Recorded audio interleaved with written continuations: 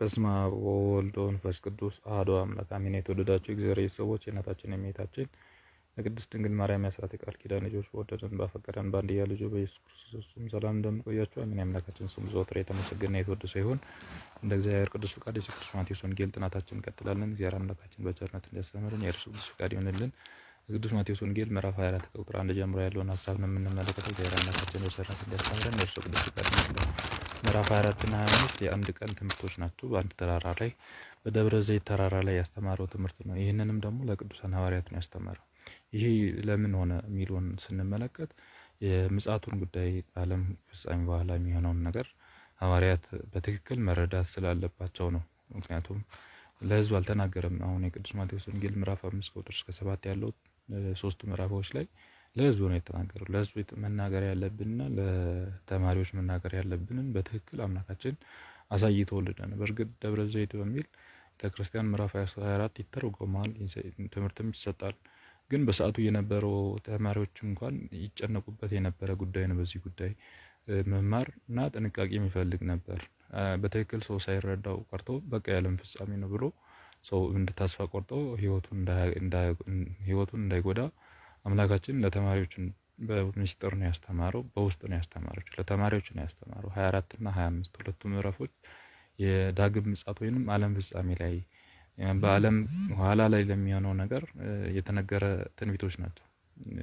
በዓለም ፍጻሜ ዘመን የሚሆነውን በኋለኛው ዘመን የሚሆነውን ለተማሪዎች ነገራቸው። ይህንን ለተማሪዎች መናገር ለምን አስፈለገ ቢባል ተማሪዎችም ራሳቸው ላይ መከራ ሲመጣ ፈተና ሲመጣ ዝም ብሎ እንደው ተስፋ ቆርጠው ከክርስቶስ መንገድ እንዳይወጡ ልክ ክርስቶስ ላይ የደረሰው እነርሱ ላይ እንደሚደርስ የመምህሩ የተማሪው ትልቅነት የመምህሩ ልክ መሆን ነው ብሎ አምላካችን በመምህሩ ላይ እንደዚህ ካደረጉ ተማሪውም ላይም እንዴት ከዚህ የከፋ አያደርጉም ብሎ እንዳስተማራቸው መከራ ሲመጣ ተስፋ ቆርጠው ወደ ኋላ እንዳይሄዱ በቃ መጨረሻው ዘመን ክርስቲያኖች መከራ በጣም ይጸናባቸው እንደሆነ በምድር ላይ ረሃብ፣ ቸነፈር እንደሚሆን ማህበራዊ ቀውሶች፣ ሶሻል ኬሶች፣ ኢኮኖሚ ቀውስ ሶስት ቀውሶች እንደሚገጥሙ ማህበራዊ ቀውስ፣ ፖለቲካዊ ቀውስ እና ኢኮኖሚያዊ ቀውስ እንደሚገጥም ከሰው ዘንድ ደግሞ ፍቅር እንደሚጠፋ እነዚህን ምሳሌዎች ትላልቅ ነገሮችን አምላካችን ያስተማረበት ክፍል ነው የቅዱስ ማቴዎስ ወንጌል ምዕራፍ 24። ምዕራፍ 24 እንደነገርኳችሁ ማህበራዊ ቀውስ የሚባለው ህዝብ ላይ ተፈጥሯዊ አደጋዎች የሚገጥሙባቸው ናቸው። ጦርነት በመሆኑ የተነሳ ረሃብ የሚሆንበት ጊዜ ማለት ነው። ጦርነቱ ረሃብን ይወልዳል። ረሃቡ ደግሞ የአንድ ጎጥ፣ የአንድ ከተማ፣ የአንድ ሀገር ረሃብ አይደለም። ዓለም አቀፋዊ ረሃብ ተፈጥሮ መለገሷን በልግስና የምትሰጠውን የምትቸረውን በረከቷን ታሳጣለች ማለት ነው። ከመሬት ላይ የሚገኝ የነበረው ከሀይቅ ላይ ይገኘው ከባህር ላይ ይገኝ የነበረው አሳ ምርት እንኳን 1/3 ይጠፋል በአንዴ። ውሃ በአንዴ 1/3 ይጠፋል። ይህንን ያው የዘመኑ እየተቃረበ መሆኑ በዘመኑ ፍጻሜ ላይ የሚገጥም ነው። የለምላሜው ዛፎች እጽዋት 1/3 ይጠፋል። ይህም የሆነበት ምክንያት ሰው እየተባዛ መምጣቱ እና ሰው ክፋቱን መጨመሩ ተፈጥሮ ላይ ተፈጥሮ ለሰው ክፉ ለተፈጥረት ክፉ እንድትሆን ያደርጋል። የሰው መዛባት ተፈጥሮን ይጎዳል። አዳም በበደለ ጊዜ ተፈጥሮ ነው የተረገመው።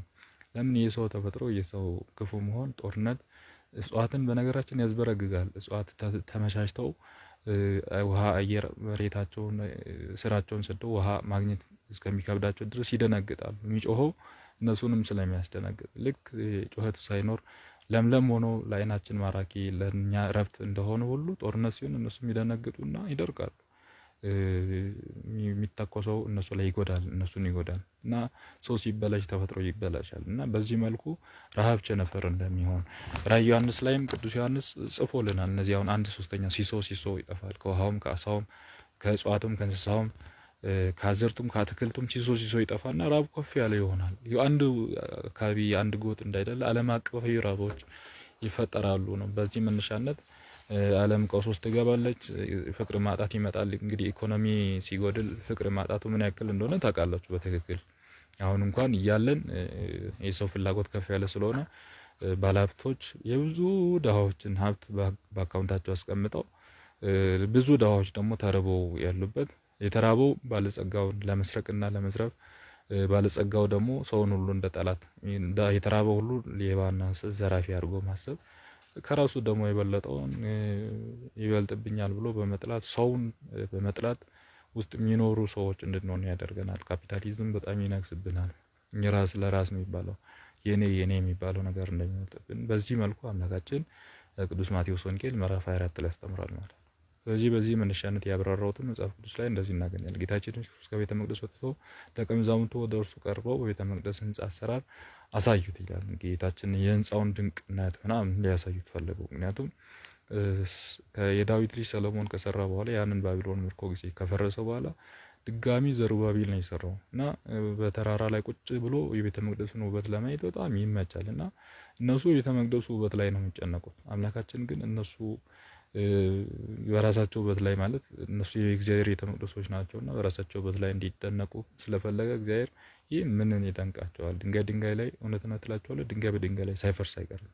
የድንጋይ ውበት አታት ነው። አሁን እኛ ቤተክርስቲያን ችግር እየሆነ የመጣ ይመስለኛል። ህንጻ ስላሴ ላይ ስራ ከመስራት ህንጻ ግንባታ ላይ ስራ መስራት ላይ በጣም ከፍተኞች እየሆነ ነው። ህንጻ ሲባል የሚሰጠው ለትምህርት ለአገልግሎት ሲባል በጣም ምዕመናን ደካማ የሆነ የመስጠት ፍላጎት ያለማደር ካህናቶችን ለራሳቸው እየበሉ የሚል ሀሜት ውስጥ መግባት እንደዚህ አይነት ነገሮች ይፈጠሩና አገልግሎቱን መበደል ይመጣልና ህንጻ ውበት ማድነቅ፣ ህንጻ ላይ ትኩረት ማድረግ ሐዋርያቶቹ ደካሞች ገና ጀማሪዎች ስለሆነ ይህንን ነገር ነበረ ደብረ ታቦር ተራራ ደብረ ዘይት ተራራ ላይ ቁጭ ብሎ ያሳዩት ማለት ነው።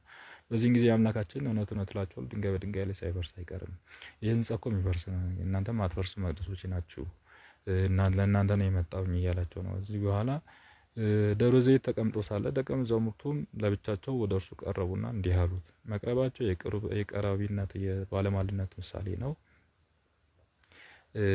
ወደ እርሱ ቀረቡና እንዲህ አሉት፣ ንገረን፣ ይህ መቼ ይሆናል? የመምጣትና የዓለም ፍጻሜ ምልክት ምንድን ነው ብሎ ጥያቄ ጠየቁት ማለት ነው። በዚህን ጊዜ ምልክቱን ነገራቸው። እንግዲህ ጥያቄው ከነሱ ተነስቶ ነው። ሐዋርያት ብዙ ጥያቄ ጠይቀውታል ጌታችንን። በጣም የሚያሳዝን በጣም የሚያስደስት ጥያቄም ጠይቀዋል። እርግጥ ነው ይሄ ጥያቄ ጥሩ ነው ለኛ። ምክንያቱም ዓለም ፍጻሜ በምን አይነት ሁኔታ ዓለም እንደምትመጣ ፍጻሜው ዘመን ላይ ምን ማድረግና ምን ማስተዋል እንዳለብን በትክክል እኛን ተገብተው የጠየቁት ጥያቄ ነው። የእኛን ጥያቄ እኛን ወክሎ የጠየቁት ጥያቄ ነው እና በጣም እንኳንም ተጠየቀ የሚያሰኝ ነው። ጌታችንም ኢየሱስን መልሶ እንዲህ አላቸው፣ የሚያስታችሁ እንዳይኖር ተጠንቀቁ። እንግዲህ ሃይማኖታዊ ቀውስ ቅድም ኢኮኖሚያዊ፣ ማህበራዊና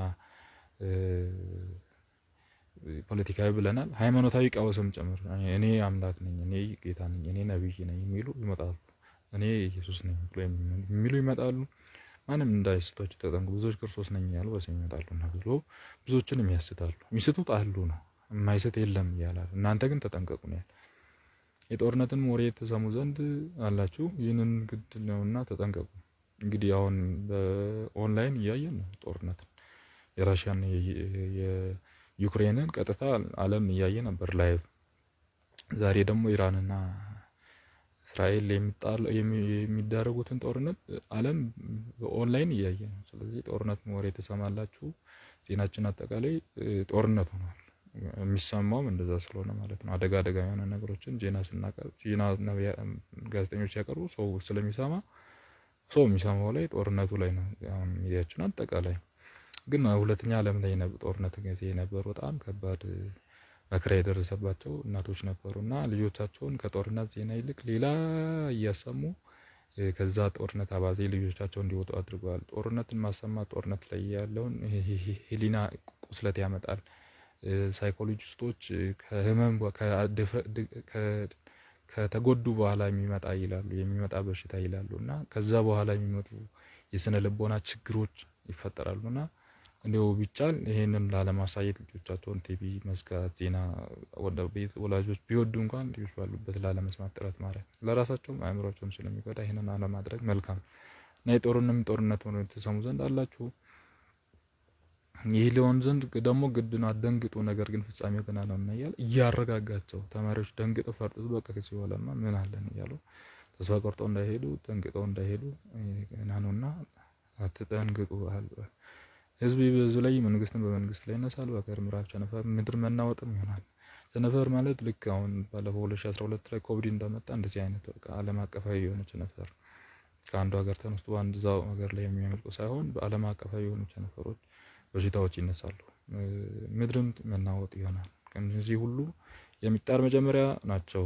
ይገሏቸዋል። ስለ ስሜም በሰው ዘንድ ተጠላችሁ ትሆናላችሁ። ያን ጊዜ ብዙዎች ሃይማኖታቸውን ይለውጣሉ፣ እርስ በርሳቸው አሳልፈው ይሰጣጣሉ፣ እርስ በርሳቸው ይጠላላሉ። ብዙዎች ሐሰተኞች ነቢያትን ይመጣሉ፣ ብዙዎችንም ያስታሉ። ከዓመፃ ብዛት የተነሳ ፍቅር ከብዙዎች ዘንድ ትጠፋለች። እስከ መጨረሻ የሚታገዝ ግን እርሱ ይድናል።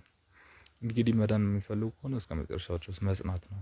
አመፃ ማድረግ አመፃ ብዛት ፍቅር ስለምትቀዘቅዝ እናንተም ደግሞ ፍቅር ቀዘቀዘ ብላችሁ ወደዛ ፍቅርን የምትጠሉ ሳይሆን በፍቅር የምትወዱ ሰውን የምትወዱ ሁኑ ነው አምላካችን። እና እስከ መጨረሻው ከጸናችሁ ስሜ ጸንታችሁ ከቆያችሁ እንደዚህ አይነት መከራ እየደረሰባችሁ የምትጸኑ ከሆነ መንግስት ሰማያት የእናንተ ናት እያለ ነው አምላካችን። እስከ መጨረሻ የሚታገዝ ግን እርሱ ይድናል። በአሕዛብ ሁሉ ምስክር ሊሆን ይህ መንግስት ወንጌል በዓለም ሁሉ ይሰበካል። ያን ጊዜ ፍጻሜ ደርሷል።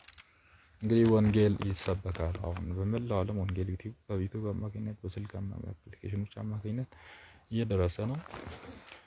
ወንጌል በመላው ዓለም ይሰበካል። ወንጌል መግባት አይቻልም አይፈቀድም በሚባሉ አገራት እንኳን ዛሬ ላይ በዩቲዩብ አማካኝነት ሰው ቃል እግዚአብሔር እየሰማ ነው። አረብ ሀገራት አሁን በዚህ መልኩ ነበር። እንግዲህ በነቢዩ ዳንኤል የተባለው የመፍረሱና የርኩሰት ምልክት በተቀደሰው ቦታ ባያችሁት ጊዜ አንባቢው ያስተውል።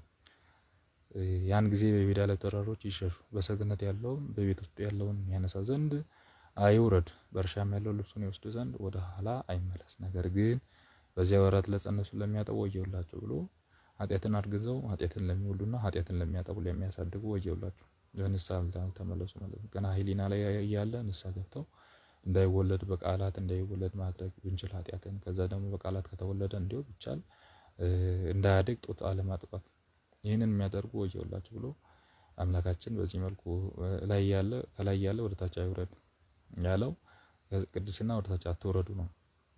መልካም ስጋ ከሚያደርግበት ወደ ኃጢአት አትውረዱ።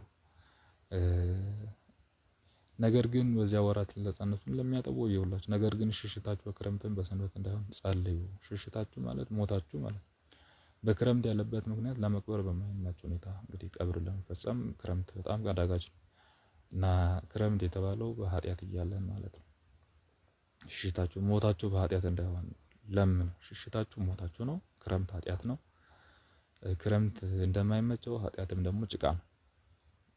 ለመርገጥ ቆፍሮ ለመቅበር አይመች እና ኃጢአታችሁ በኃጢአት እያላችሁ እንዳትሞቱ እንዳትሸሹ እንዳትሞቱ ሰንበት እንዳይሆን ሰንበት የእረፍት ቀን ናት። ለሽሽት ማች አይደለችም። አንድ ሰው ሲሄድ መንገድ የሚያጣቁም የለም። የሚያጣቁም ማለት ሰንበት ላይ ሰው ከቤቱ አይወጣም። መንገድ ድሮ አሁን በዚህ ዘመን እርግጥ ይሄ ከባድ ምሳሌ ሊሆን ይችላል። ድሮ ላይ ኮምፓስ የለም ወር አሁን ያለን ማፕ አፕሊኬሽን የላቸውም ማለት ነው። በአፕሊኬሽን አሁን እየተጠቀምን ማፑን እያየን መንገድ ልንሄድ እንችላለን። ስለዚህ መንገድ የሚያጣቁም የለም ማለት ቅዱሳን የሉ መንገድ የሚያሳያችሁ ቅዱሳን የሉም። ኃጢአት እያላችሁ ለቅድስና ስትንደፋደፉ መንገድ የሚያሳዩ ቅዱሳን አሏችሁ። እምነታችሁን ፍሬ እየተመለከታችሁ እምነት ምሰራችሁ ብሎ የቃል እግዚአብሔር ይናገር ዋኖቻችሁን አስቡ ብሎ እነዚህ መንገድ ይመሩናል። ግን በክረምትና በሰንበት ከሆነ ግን ክረምት ሲሆን ሰው አይወጣም፣ መንገድ የሚያሳያችሁ የለም። ክረምት ሲሆን ውሃ ይሞላል፣ መንገድ ይከለክላል። ክረምት ሲሆን ላዩ ጭቃ ላዩ ውሃ ታች ውሃ። ክረምት ሲሆን ጭቃው ይይዛል። መዓት ነገር እህል ውሃ የሚገኝበት አይደለም። ምክንያቱም ሰው ገበሬው ዘርቶ ገና ቅጠል ላይ ነው ያለው። ስለዚህ በዚህ መልኩ አይሁን ሽሽታችሁ ማለት በኃጢአት እያላችሁ ተስፋ መቁረጥ እያላችሁ ሞታችሁ እንዳይሆን ጸልዩ። ያን ጊዜ ዓለም ከተፈጠረ ጊዜ ጀምሮ እስከዛሬ ያልተደረገ ከእንግዲህ ወዲህ የማይደረግ ታላቅ መከራ ይሆናል። እነዚያ ቀኖች ባያጥሩ ስጋ ኖሮ ስጋ የለበሰ ሁሉ ባልዳነም ነበር። ነገር ግን ስለተመረጡ እነዚያ ቀኖች ያጥራሉ። ስለ ቅዱሳን ብሎ እግዚአብሔር ቀኑ እንደዚህ መከራ ቀን ሁላ ያሳጥራል። ስለተመረጡት ሁሉ ለእርሱ ዋጋ ስለከፈሉት ብሎ እግዚአብሔር ቀኑን ያሳጥራል። ያን ጊዜ ነው ክርስቶስ በዚያ አለ ወይ በዚያ አለ የሚላችሁ ቢኖር አትመኑ። እንግዲህ አሁን ቤተክርስቲያን 40-50 ሺህ ሃይማኖት ተቋማት ተፈጥረዋል። ስለዚህ በዚህ ያለ 40-50 ሺህ እውነት የለም። 40-50 ሺህ ሃይማኖት የለም። 40-50 ሺህ እግዚአብሔር የለም። ስለዚህ አንዱ ጋር እውነት ካለበት አንድ እውነት ከሆነ አንድ ጋር ነው ያለውና በዚህ መልኩ አምላካችን እና ከዚህ ያለ ቢሏችሁ አትመኑ። ሐሰተኞች መሲሐኖች ሐሰተኞች ነቢያቶች ይነሳሉ። ቢቻላችሁ የተመረጡት እንኳን ለማሳት ታላላቅ ተአምራትና ድንቅ ስራን ይሰራሉ። እነሆ አስቀድሜ ነገርኳችሁ። እነሆ በምድረ በዳ ቢሏችሁ አትውጡ፣ አለ ቢሏችሁ አትውጡ፣ እነሆ ቤተ መቅደስ አለ ቢሏችሁ አትመኑ። መብረቅም ከምስራቅ እንደሚወጣ ከምዕራብ እንደሚታይ የሰው ልጅ መምጣቱ እንዲሁ ይሆናልና። ገደላ ባለበት አእምሮች ይሰበስባሉ ብሎ አመጣጡ ቅጽበታዊ እንጂ ጊዜ ሰጥቶ ቀስ በቀስ እያለ አይደለም። መብረቅ ከምስራቅ ወጥቶ ከምዕራብ እስከ ምዕራብ ዓለም ጫፍ እስከ አንድ ጫፍ በቅጽበት መብረቅ እንደመጣ እንዲሁ የሰው ልጅ እንደዚሁ ነው ያመጣጡ የሰው ልጅ እንደዚሁ ነው ብሎ ራሱን ሰው ልጅ ብሎ አምላካችን ሰው የሆነ አምላክ እንደሆነ መመጣውም ደግሞ እርሱ እንደሆነ ሲነግረን እንመለከታለን። ገደላ ባለበት አእምሮች ይሰበሰባሉ ማለት ገደላ የተባለው ስጋ ማለት ነው። አእምሮች ደግሞ ስጋ ባለበት ይሰበሰባሉ። ስለዚህ ኃጢአት ባለበት እርኩሳን አጋንንት፣ ቅድስና ባለበት ደግሞ መላእክት ይሰበሰባሉ። ከነዚህ ቀኖች መካከል በኋላ ወዲያውም ፀሐይ ይጨልማል፣ ጨረቃም ብርሃኑን አይሰጥም፣ ከዋክብትም ከሰማይ ይወድቃሉ፣ ሰማያትም ኃይል ይናወጣል። በዚያ ወራት የሰው ልጅ ምልክት በሰማይ ይታያል። ያን ጊዜም ምድር አሕዛብ ሁሉ ያለቅሳሉ። የሰው ልጅም በኃይሉ ብዛት ክብር በሰማይ ደመና ሲመጣ ይታያሉ። መላእክትም ከታላቅ መለከት ድምፅ ጋር ይልካቸዋል። የተመረጡንም ከሰማይ ዳርቻ እስከ ዳርቻ ከአራቱም ማዕዘን ይሰበስባቸዋል። ምሳሌውንም ከበለስ ወቁ። ጫፏ የለመለመ የለሰለሰ ቅጠሏም የለመለመ እንደሆነ እነሆ መከር እንደደረሰ ታውቃላችሁ። እንዲሁ እናንተም ይህን ሁሉ ባያችሁ ጊዜ እንደ ቀረበና በደጃፍ እንዳለ ወቁ። እውነት እላችኋለሁ ይህ ሁሉ እንዲህ እስኪደረስ ድረስ ይህች ትውልድ አታልፍም። ሰማይና ምድር ያልፋል፣ ቃሌ ግን አያልፍም ብሎ አምላካችን መከራን ፈርታችሁ እንዳሸሹ ጥንቃቄ እንድታረጉ ብሎ አምላካችን አስተምሮናል ማለት ነው። በአንጻር ሐዋርያት እርግጥ ነው ሰይፉን ተቀብሏል። የእነሱ ዓለም ፍጻሜ እዛው በሞቱበት የእያንዳንዳችን ዓለም ፍጻሜ ሞታችን ነው። እስከ ሞታችን ድረስ በሃይማኖት መጽናት፣ እስከ ሞታችን ድረስ ንስሐ መግባት፣ እስከ ሞታችን ድረስ መልካም ስራ ማድረግ ይገባል። ከዛ በኋላ ንስሐ መግባት የለም። ከዛ በኋላ መልካም ስራ ማድረግ የለም፣ ስለማይቻል ማለት ነው። ከሞት በኋላ እድል ስለሌለ እርግጥ ነው ወደ ኋላ ያሉ ልጆቻችን በእኛ ስም ካደረጉ ጽድቅ እናገኛለን፣ ምሕረት ልናገኝ እንችላለን። በእኛ ስም ምጽዋት የሚጸቱ ከሆነ እነዛ የአይነት ልባም ልጆችን ከየት ግን እናገኛለን? እግዚአብሔር ይወቅልን። ስለዚህ በዚህ መልኩ አምላካችን የቅዱስ ማቴዎስ ወንጌል ምዕራፍ 24ን አስተምሯል። ስለ ሰዓቲቱና ስለ ቀኑ ማንም ከእግዚአብሔር አብ በቀር ከአባት በቀር ማንም አያውቅም ብሎ በምሳሌ የተናገረውን ይህንን እንግዲህ መች ነው እያሉ እንዳይዘበዝቡት ነው አምላካችን። አንደኛ አባቶቻችን ትርጓሜ የሚያስቀምጡ እንዳይዘበዝቡ። ያው አላውቅም ማለት መብት ነው የክርስቶስ።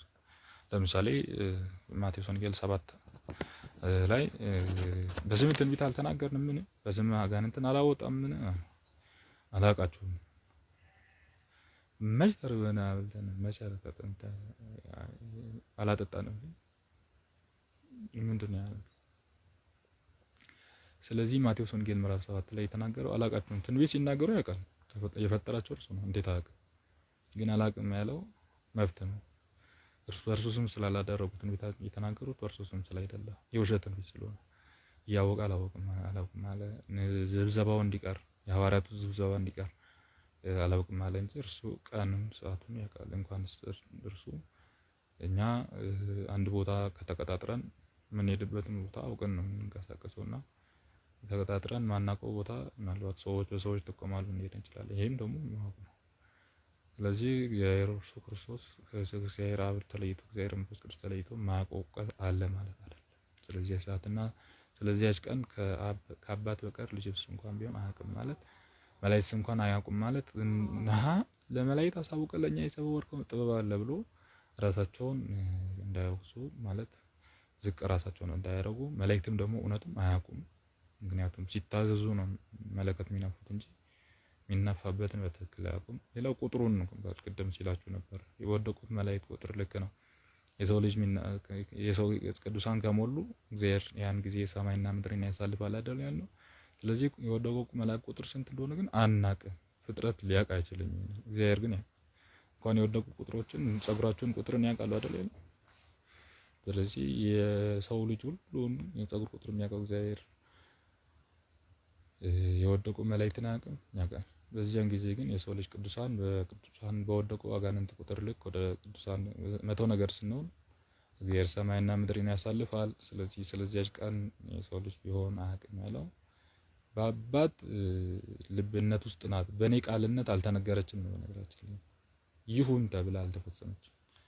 በአብ ልብነት ነው ያለችው። በእኔ ቃልነት ይሁን ብላ ተብሎ አላለፈችም። ስለዚህ ስለዚህ ያች ቀን ሰማይ መላእክት ቢሆን ከአባት በቀር አያውቅም ያለው በዚህ መነሻነት 3-4 ነገሮችን ነግሬያለሁ። አንደኛ ሐዋርያቱ እንዳይዘበዝቡት ነው፣ መች ነው እያሉ እንዳያጨቃጨቁት አላውቅም ብሎ ማለፉ ይቀላል። ሁለተኛ ደግሞ ከመላእክትስ እንኳን ቢሆን ሲል ደግሞ ለመላእክት ነግረ ለካ ለኛ ነግረንም ብሎ ተስፋ እንዳይቆርጡና የበታችነት እንዳይሰማቸው። ሶስተኛ ደግሞ አላቅም ማለት የእግዚአብሔር መፍቱ ነው። ለምን ሲባል እናንተ ትንቢት በስሙ ያልተናገርንም ብሎ ሲሉ ማቴዎስ ወንጌል ምዕራፍ 7 ላይ አላቃችሁም ነው ያለው። ስለዚህ አላቃችሁም ማለት መፍቱ ነው በሚልም ይተረጎማል ማለት ነው። ከዛ ውጪ በአብ ልብነት አለች በወልድ ቃልነት ስላልተነገረች አላቃትም ያለ እንጂ አብ የሆነው የወልድ ያልሆነ አብ ማቆ ወልድ ማቆ የለም ማለት አይደለም፣ አለ ማለት አይደለም። በኖህ ዘመን አንድ እንደሆነ የሰው ልጅ አመጣጡ እንዲሆናል። ስለዚህ በኖህ ዘመን እንደሚሆን ደግሞ ያወቀው አያውቅም ማለት ደግሞ ሌላ ስህተት ውስጥ ከታች ያለው እንደሚያውቅ ነው የሚያሳየው። በኖህ ዘመን እንደሆነው ይሆናል።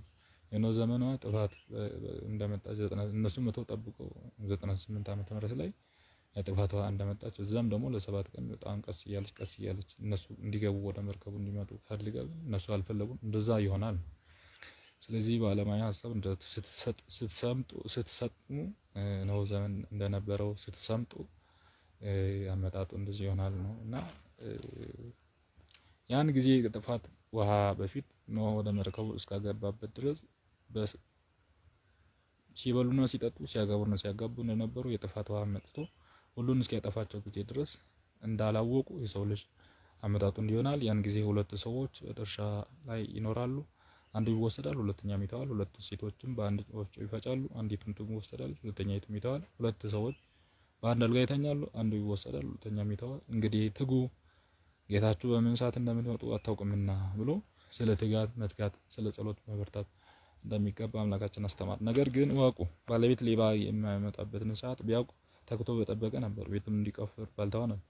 ስለዚህ እናንተም ደግሞ ተዘጋጅታችሁ ኑሩ፣ የሰው ልጅ በማታስቡበት ሰዓት ይመጣልና። እንግዲህ ምግባቸውን በመያዝ ይሰጣቸው ዘንድ ጌታ ቤተሰቦች ላይ የሚሾሙ ታማኝ ብልህ አገልጋይ ማን ነው? እንግዲህ ካህናት አገልጋዮች ናቸው ማለት እንጀራ የሚያቀርቡ አገልጋዮች ናቸውና ማን ነው እንደዛ ለሌላው ታምኖ ሊያደርስ እንዲያከፋፍል የሚሰጥ ታማኝ አገልጋይ ማን ነው ብሎ ጌታችን ታማኝ አገልጋዮች አከፋፋዮች እንድንሆን ይጠራናል ማለት ነው። ስለዚህ እናንተ ደግሞ ተዘጋጅታችሁ ነው፣ የሰው ልጅ ባልታሰበ ሰዓት ይመጣልና። እንግዲህ ምግባችሁን በየጊዜው ይሰጣችሁ ዘንድ ጌታቸው ቤተሰቦች ላይ የሚሾሙ ታማኝ አገልጋይ ማን ነው?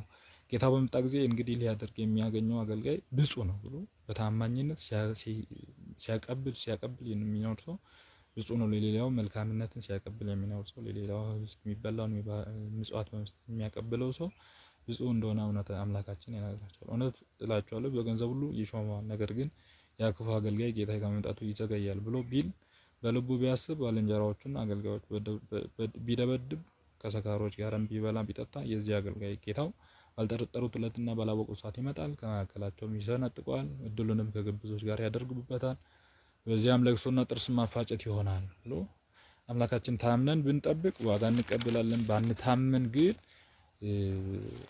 እግዚአብሔር ክፉን መርጠን ስለነበረ የክፉን ዋጋ ይሰጠናል ማለት ነው። ስለዚህ በዚህ መልኩ አምላካችን የቅዱስ ማቴዎስ ወንጌል ምዕራፍ 24ን አስተምሯል። ምዕራፍ 25ም የዚሁ ቀጣይ ክፍል ነው። በምዕራፍ ስለተከፈለ እንጂ አንድ ቀን ትምህርቶች ናቸው። ያስተማረን የመከረን የገሰጸን የቅዱሳን አምላክ ስሙ ዘወትር የተመሰገነ የተወደሰ ይሁን። እግዚአብሔር ቢፈቅድ ምዕራፍ 25ን ቀጣይ ላይ እንነጋገራለን። እግዚአብሔር ስላስተማረን በድጋሚ ስሙ የተመሰገነ ይሁን። ስብሐት ለእግዚአብሔር።